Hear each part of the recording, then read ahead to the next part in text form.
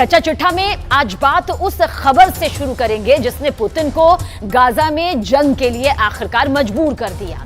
अगर अगले 24 घंटे में इजरायली सेना ने गाजा पट्टी पर भीषण हमला किया तो फिर रूस बहुत बड़ी जंग शुरू कर सकता है, इसमें कोई शक नहीं। पश्चिम एशिया की मीडिया के मुताबिक व्लादिमीर पुतिन ने नेतन्याहू को दो टूक कह दिया कि अब रूस गाजा और सीरिया पर और हमले किसी भी कीमत पर बर्दाश्त नहीं करेगा।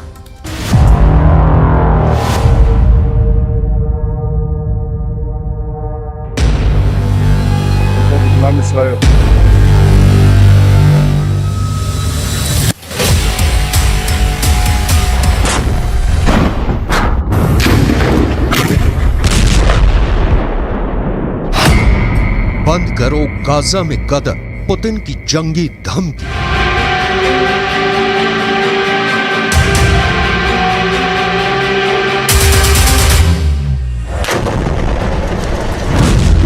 गाजा युद्ध में लगभग 15,000 मौतें होने के बाद इजराइल के प्रधानमंत्री नेतन्याहू भयानक खून खराबा करने पर उतारू हैं। हालात ये हो गए हैं कि पिछले 12 घंटे के अंदर इजरायली सेना ने उत्तरी गाजा में कई जगहों पर सीज फायर को तोड़ते हुए हमास के ठिकानों पर मिसाइलों और ड्रोन से सीधा हमला किया है। लेकिन इस बीच एक खबर रूस से निकल कर आई है जिसने पूरी दुनिया को सन्न करके रख दिया है। 71 साल के रूसी राष्ट्रपति व्लादिमीर पुतिन ने साफ चेतावनी दी है कि अगर गाजा में खूनी गदर नहीं रुका तो फिर गाजा से लेकर सीरिया तक इजरायली सेना पर भयंकर हमले शुरू हो जाएंगे। नेतन्याहू को चेतावनी देते हुए पुतिन ने जो कहा है उसने अमेरिका समेत तमाम पश्चिमी देशों को गहरे संकट में डाल दिया है। जरा देखिए पुतिन ने ऐसा क्या कह दिया है कि अब गाजा युद्ध इजरायली सेना के लिए गले की हड्डी बनता जा रहा है। गाजा से सीरिया तक रूस का बदला शुरू। रूसी राष्ट्रपति व्लादिमीर पुतिन ने प्रधानमंत्री बेन्यामिन नेतन्याहू को सीधी चेतावनी देते हुए कहा है कि अगर गाजा युद्ध नहीं रोका तो फिर सीरिया भी इजराइल पर सीधे और बड़े हमले शुरू कर देगा। पुतिन ने हमास और इजराइल के बीच संघर्ष विराम पर बोलते हुए साफ कहा है कि इजराइल जिस तरह से सीज फायर की आड़ में गाजा से लेकर सीरिया तक हमले कर रहा है उसकी वजह से अब फिलिस्तीन इजरायली संघर्ष तीव्र वृद्धि की ओर बढ़ चुका है। पुतिन ने अपनी चेतावनी में यह खुलासा नहीं किया है कि क्या रूस की सेना सीधे तौर पर इजराइल के खिलाफ जंग में उतरेगी या फिर रूस ईरान और लेबनान के जरिए इजराइल पर बड़ा हमला करवाएगा। खबर यह भी है कि सीरिया में मौजूद रूसी सैन्य अड्डों पर इजराइल के खिलाफ युद्ध की तैयारी पूरी कर ली गई है। हम आपको बता दें कि पुतिन ने इजराइल से साफ कह दिया है कि अब गाजा में मासूम फिलिस्तीनियों की मौत का तमाशा रूस नहीं देखेगा। दावा किया जा रहा है कि मॉस्को ने ईरान, सीरिया और लेबनान को बड़ी जंग के लिए तैयार रहने को कह दिया है। Кровавый переворот на Украине в 2014 году, за которым последовала война киевского режима против своего народа на Донбассе, это не потрясает? А истребление гражданского населения в Палестине, в секторе Газа сегодня, не потрясает?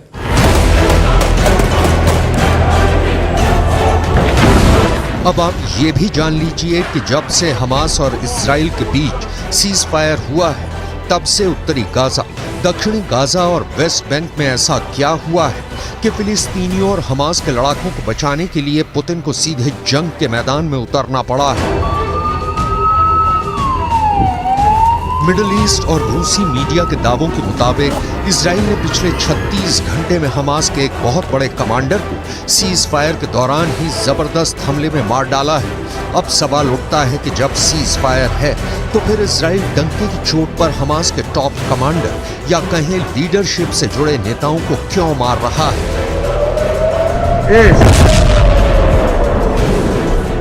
डिफेंस एक्सपर्ट्स के मुताबिक इजरायली सेना की खुफिया एजेंसी मोसाद और शिन बेत के पास हमास के सभी टॉप कमांडर्स की पूरी लिस्ट है जो हमास के हमलों को कंट्रोल करते हैं। यही वजह है कि जैसे ही सीज फायर हुआ, हमास के टॉप कमांडर आगे के हमलों को लेकर मूवमेंट करने लगे, जिसकी भनक मोसाद और शिन बेत को लग गई। और फिर इजराइल की आईडीएफ ने खुफिया सूचना के आधार पर इन्हें मार डाला। यही नुकसान हमास पर बेहद भारी पड़ रहा है, जिसके खिलाफ अब पुतिन ने इजराइल को धमकी दी है कि अगर सीज फायर के दौरान गाजा या फिर सीरिया पर हमले तेज किए तो फिर ये युद्ध पूरी तरह से बेकाबू हो जाएगा और रूस चुप रहकर तमाशा बिल्कुल भी नहीं देखेगा। अब आप ये भी जान लीजिए कि सीज फायर के दौरान हमास का कौन सा बड़ा टॉप कमांडर मारा गया है।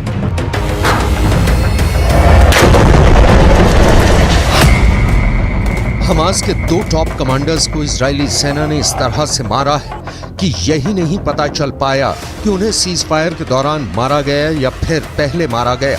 हमास ने खुद 26 नवंबर को पुष्टि की है कि हमास की उत्तरी ब्रिगेड के 2 कमांडर मारे गए हैं। हमास के मुताबिक आईडीएफ ने उत्तरी ब्रिगेड के कमांडर अहमद अल घंडौर को हवाई हमले में मार डाला है। इससे पहले आईडीएफ ने हमास के कमांडर अहमद अल घंडौर को मारने की 3 बार कोशिश की थी।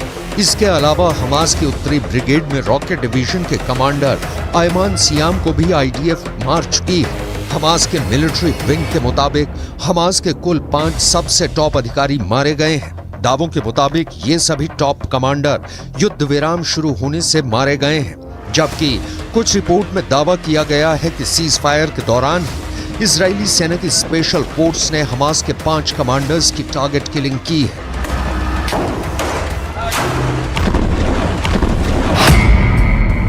सीज फायर तोड़ा तो तोड़ देंगे इजराइल।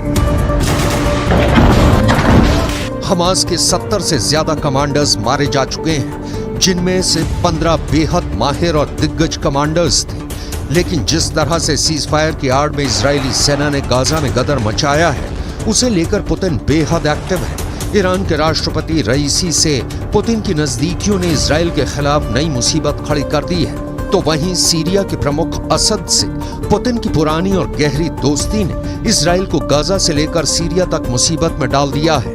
सीरियाई राज्य समाचार एजेंसी के दावों के मुताबिक पिछले 18 घंटे में दक्षिण पश्चिम सीरिया में इजरायली हवाई हमलों में सीरिया के सैन्य ठिकानों को भारी नुकसान हुआ है।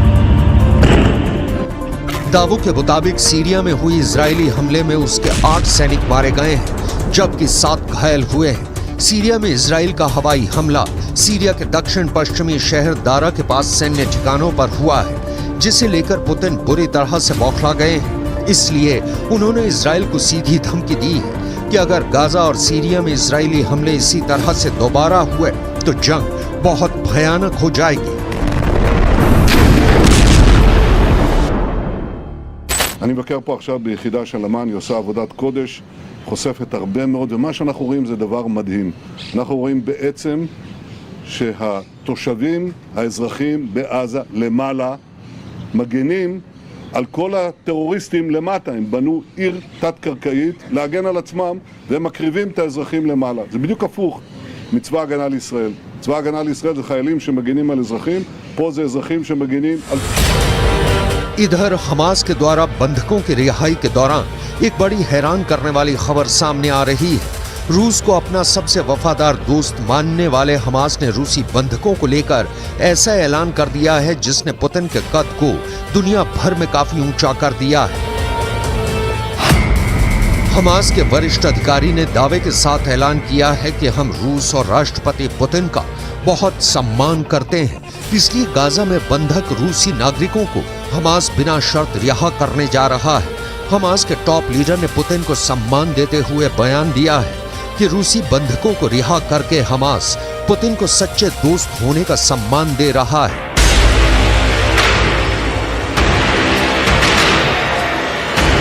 इधर कतर, मिस्र और अमेरिका ने मिलकर इजराइल और हमास के बीच सीज फायर तो करा दिया, लेकिन दिक्कत यह है कि नेतन्याहू और इजराइल के कमांडरों ने साफ कह दिया है कि सीज फायर ना तो इजराइल के बदले को रोक पाएगा और ना ही इजरायली हमलों को। हम हमास का पूरी दुनिया से खात्मा कर देंगे। इधर कुछ मिडिल ईस्ट की मीडिया ने दावा करना शुरू कर दिया है कि गाजा पट्टी में 20,000 से ज्यादा लोग मारे गए हैं, जिनकी संख्या 1967 में इजराइल अरब युद्ध में मारे गए लोगों से कहीं ज्यादा है। दावा तो यहां तक किया गया है कि 1,20,000 से ज्यादा इमारतें गाजा में तबाह हो चुकी हैं।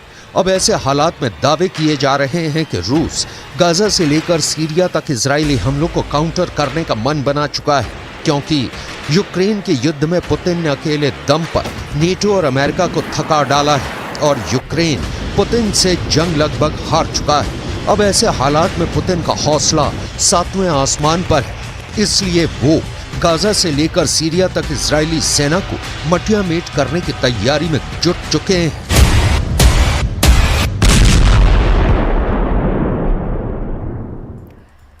गाजा की आग अमेरिका तक पहुंच गई है और अब अमेरिका में 40 करोड़ बंदूक बड़ा खतरा बन गई। अमेरिका में करीब करीब हर नागरिक के पास बंदूक है। अमेरिका में अब गाजा को लेकर ऐसी बातें फैलाई जा रही है जिससे जो बाइडेन को यह लगने लगा है कि कहीं हमास का अगला हमला अमेरिका में ना बन जाए।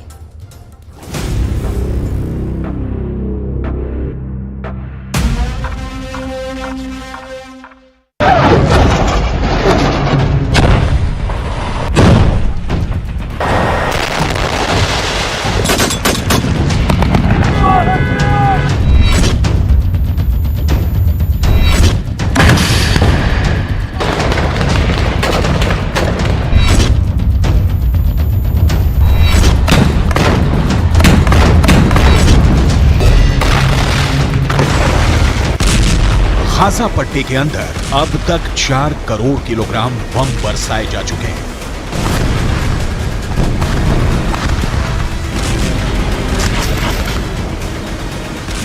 पूरा गाजा पट्टी जलकर राख हो चुका है, लेकिन इस आग ने अमेरिका के सामाजिक ताने बाने को भी जलाकर राख कर दिया है।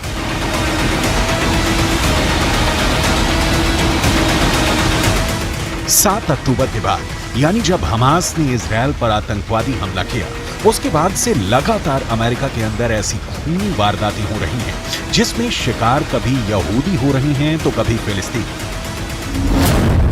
अमेरिका की आबादी 32 करोड़ 64 लाख है, लेकिन अमेरिका के अंदर आम लोगों के पास 40 करोड़ बंदूकें हैं। यानी अमेरिका में तकरीबन हर नागरिक के पास कम से कम एक बंदूक अवश्य है।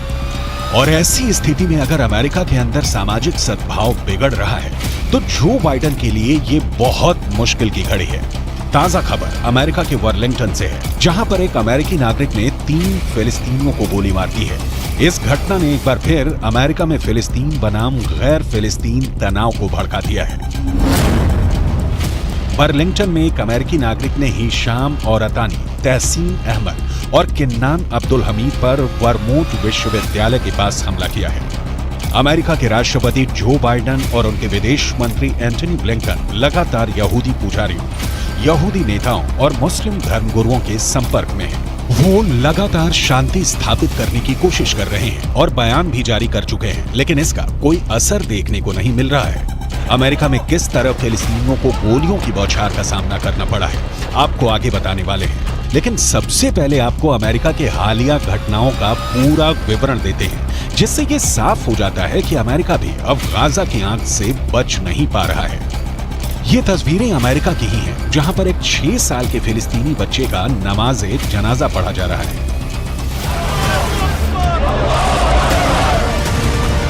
ये 6 साल का बच्चा एक अमेरिका के नागरिक के यहाँ किराए पर अपनी मां के साथ रह रहा था, लेकिन इस बच्चे को 71 साल के एक बुजुर्ग ने चाकू से 26 वार करके मार डाला। इस बच्चे के परिवारजनों ने रोते हुए अमेरिका की सरकार से प्रार्थना की है कि जो युद्ध गाजा के अंदर चल रहा है उसको अमेरिका में शिफ्ट ना किया जाए।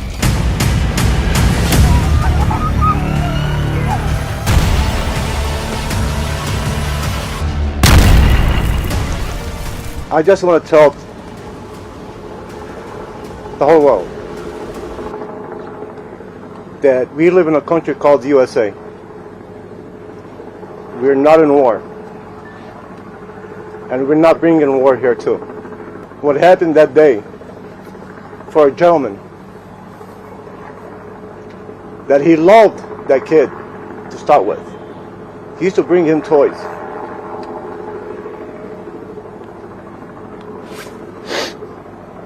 Now I want to ask anybody here, a 71-year-old man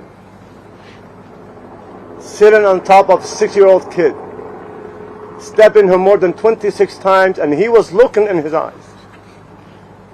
You tell me, is that exaggeration? You tell me what type of man he can do that.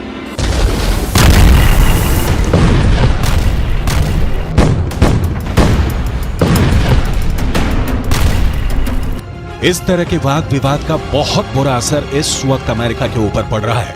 America में लगातार सांप्रदायिक हिंसा के मामले बढ़ रहे हैं, खासकर यहूदियों और मुसलमानों के बीच टकराव बढ़ रहा है। अमेरिका के डेट्रॉयट में सिनेगॉग चलाने वाली एक यहूदी महिला नेता की चाकू मारकर बेरहमी से हत्या की गई। इतना ही नहीं, अमेरिका के न्यूयॉर्क से भी विचलित करने वाली तस्वीरें आई हैं। यहाँ एक विश्वविद्यालय की लाइब्रेरी के अंदर यहूदी बच्चे छुपे हुए थे और बाहर फिलिस्तीन के समर्थक नारेबाजी कर रहे थे।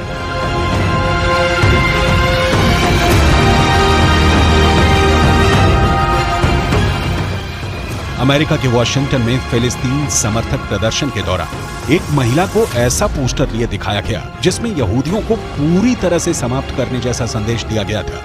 अमेरिका के अंदर लगातार हो रहा कत्लेआम और एक दूसरे के खून के प्यासे नजर आ रहे लोग ये बताने के लिए काफी हैं कि अमेरिका किस तरह तलवार की धार पर चल रहा है। बर्लिंगटन का केस अपने आप में बहुत चौंकाने वाला है। जिस वक्त इन तीनों फिलिस्तीनियों को गोली मारी गई, ये तीनों अरबी बोल रहे थे और इनमें से 2 ने फिलिस्तीनी काफिया पहना हुआ था।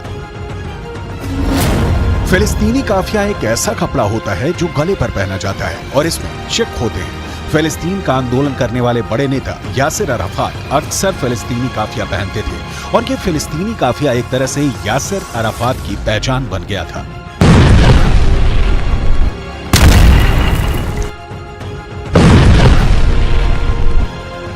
एक ब्रिटिश एक्टर और प्रेजेंटर इस्लाह अब्दुल रहमान फिलिस्तीन के लोगों के लिए सहानुभूति व्यक्त करने के लिए फिलिस्तीनी काफिया पहना था। ठीक ऐसा ही काफिया 2 फिलिस्तीनियों ने भी पहना हुआ था जिन पर गोलियां चली हैं। इसका मतलब साफ है कि गोली मारने वाले शख्स अमेरिका के नागरिक जेसन जे ईटन ने ये जानते हुए इन्हें गोली मारी कि ये फिलिस्तीन लिस्ट एनी मूल के नागरिक हैं। We have a lot more to do, however. Even with this arrest, we are still working. There is more investigation to be done, and that includes trying to determine motive. We still do not know as much as we want to know. But I would urge the public and you in the media to avoid making conclusions based on statements from people who know even less than we currently do. We are working hard to find out this information, and we are nowhere near the end of this investigation. Jason J Eaton को गिरफ्तार कर लिया गया है और उन पर case चलाया जा रहा है। अमेरिका की पुलिस लगातार जेसन जो ईटन के बैकग्राउंड को तलाश रही है। करीब 50 साल का जेसन एक किसान है और मुख्य तौर पर उसका पेशा खेती-बाड़ी है, लेकिन वो सोशल मीडिया पर भी एक्टिव है और वो फिलिस्तीन का समर्थन करने वाले अमेरिका के नेताओं के खिलाफ कई टिप्पणियां कर चुका है। अहम बात यह भी है कि जहां पर जेसन ने 3 फिलिस्तीनियों को गोली मारी है, वो जगह उसके अपार्टमेंट के पास ही है। जहां ये तीनों फिलिस्तीनी पढ़ते हैं, वो जगह भी अपार्टमेंट के पास है। क्या ये इलाका फिलिस्तीनियों के प्रदर्शन से प्रभावित रहा है, इसकी भी जांच की जा रही है। हमास के कमांडर याह्या सिनवार ने इजरायल को फिर से डरा दिया है। सिनवार ने इजरायल की भाषा में ऐसी बात कह दी कि बेन्यामिन नेतन्याहू बहुत टेंशन में है। दरअसल बंधकों की रिहाई के बाद अब कहा जा रहा है कि हमास ने इजरायल के सिर्फ 60 बंधक ही नहीं छोड़े, बल्कि इजरायल को 60 बार हरा भी दिया है।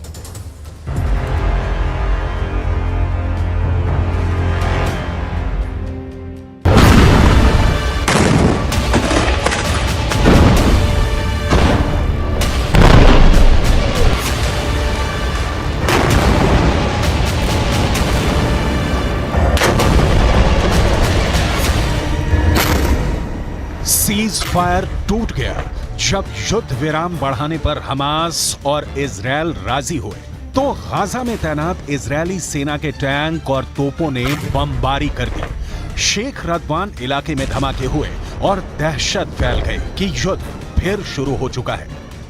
इजरायल फिर टनों टन बम गाजा पर गिराएगा, फिर इमारतें ढहती जाएंगी और हजारों लाशों को मलबे से निकालने का काम फिर शुरू हो जाएगा, जिसमें बच्चे होंगे, महिलाएं होंगी, बुजुर्ग भी होंगे, क्योंकि नेतन्याहू तो पहले ही कह चुके हैं कि जब तक हमास बाकी है, युद्ध बाकी है और गाजा की तबाही जारी रहेगी।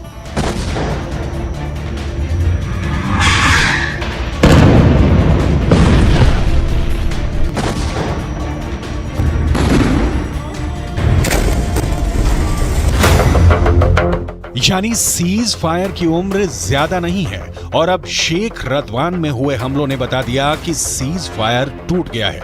युद्ध फिर शुरू होगा और हमास इस बार बिल्कुल नहीं बचेगा। लेकिन हमास को इसका डर नहीं, हमास के कमांडर को इसकी फिक्र नहीं, क्योंकि इजराइल की मीडिया में जो खबरें छाई उसने याया सिनवार का खौफ एक बार फिर पूरे इजराइल में फैला दिया है। क्योंकि याया सिनवार को लेकर जो खबर आई है वो वाकई बहुत चौंकाने वाली है। ये खबर सुरंग से आई है जहां हमास पूरी तरह एक्टिव है। ये खबर हमास के बंधकों ने बताई है, वो बंधक जिनको हमास ने रिहा किया है। और ये खबर नेतन्याहू के लिए बहुत बड़ा सिरदर्द बन चुकी है। हमास के कब्जे से रिहा हुए एक बंधक ने बताया कि जब गाजा में वो एक सुरंग में कैद करके रखे गए थे तब एक दिन अचानक सुरंग का दरवाजा खुला और उनके सामने एक व्यक्ति था जो याया सिनवार बताया जा रहा है। वो व्यक्ति इजराइल में बोली जाने वाली हिब्रू भाषा में बात करने लगा और उसने कहा कि तुम सब यहाँ हमास के कब्जे में महफूज हो, तुम लोगों को डरने की कोई जरूरत नहीं, तुम्हें कोई नुकसान नहीं होने दिया जाएगा। उसकी हिब्रू भाषा बोलने का लहजा बिल्कुल एक इजरायली व्यक्ति की तरह था। शुरू में उन्हें लगा कि इजराइल का कोई शख्स उनसे बात कर रहा है, लेकिन फिर एहसास हुआ कि यह हमास का कमांडर याया सिनवार ही है। המכונה הצה"לית עובדת במלוא העוצמה. יחיא סינואר מתחבא בבונקר שלו ונותן למפקדי השדה שלו, הטרוריסטים, למות בשטח. אצלנו המפקדים הולכים בראש הכוח, מובילים קדימה, מביאים להישגים ומנהיגים את הכוחות. याया सिनवार अब इजराइल के सिर पर चढ़ गया है। इसमें कोई शक नहीं कि गाजा की गलियों में जो युद्ध अब तक हुआ है उस पर याया सिनवार की छाप पड़ी हुई है। हमास का एक एक हमला याया सिनवार की सरपरस्ती में हो रहा है। ये बात इजराइल की फौज बहुत अच्छी तरह जानती है। नेतन्याहू ने गाजा पहुंचकर पहले ही बता दिया है कि चाहे सीज फायर रहेगा या फिर नहीं, इसका हमास को खत्म करने के उनके एजेंडे पर कोई फर्क नहीं पड़ेगा। वो पहले ही बता चुके हैं कि इजराइल पर हमला करने वालों को वो चुन चुन कर मारेंगे, हमास को जड़ से खत्म कर देंगे। פצועה עם הלוחמים הגיבורים שלנו. אנחנו עושים כל מאמץ להחזיר את חטופינו ובסופו של דבר נחזיר את כולם. יש לנו 3 יעדים במלחמה הזאת. לחסל את החמאס, להחזיר את כל חטופינו ולהבטיח שעזה לא תחזור להיות איום למדינת ישראל. ואני פה להגיד לחברים כאן, ללוחמים כאן, שאומרים לי את אותם הדברים, ואני חוזר ואומר את זה לכם אזרחי ישראל. אנחנו ממשיכים עד הסוף, עד הניצחון. שום דבר לא יעצור אותנו.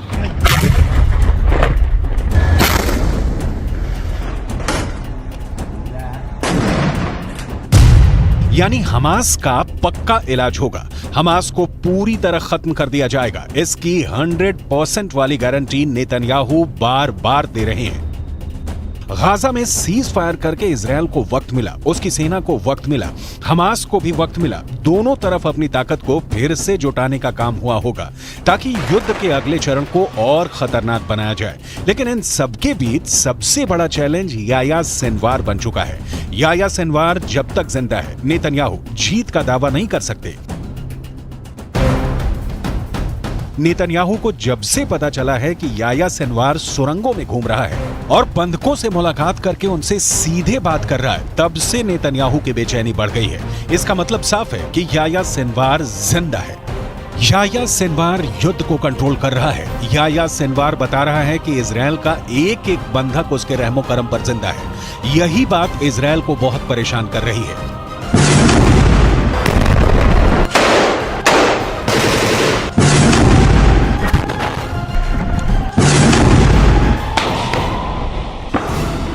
याह्या सिनवार के ऑर्डर पर हमास कुछ भी कर गुजरने को तैयार है। सिनवार की बहुत ही खास स्ट्रेटजी है जिसके आगे अभी तक इजरायल नाकाम ही साबित हुआ है। 7 अक्टूबर को हुए हमले के बाद हमास के खिलाफ जंग में इजरायल के 2 मकसद थे।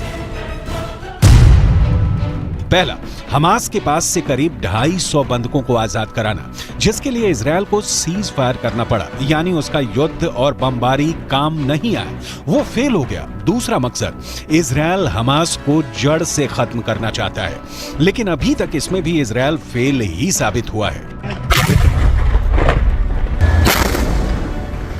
יש היום הסכמה לאומית בכל מדינת ישראל שאנחנו חייבים להילחם ולנצח בגלל מה שקרה, בשביל העתיד שלנו וגם בשביל העתיד של העולם החופשי. חמאס ואייסיס זה אותו דבר, ויחיא סנואר זה אוסמה בן לאדן החדש. इसमें कोई शक नहीं कि याह्या सिनवार ही 7 अक्टूबर को हुए हमास के हमले का मास्टरमाइंड है।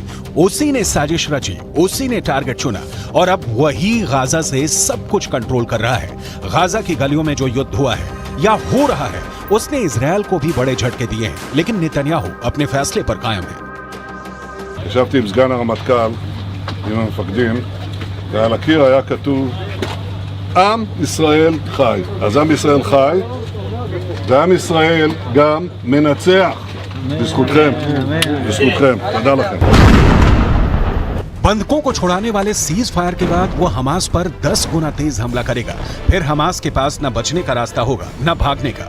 गाजा की गलियों में युद्ध के दौरान हमास ने भी बड़े बड़े दावे किए हैं।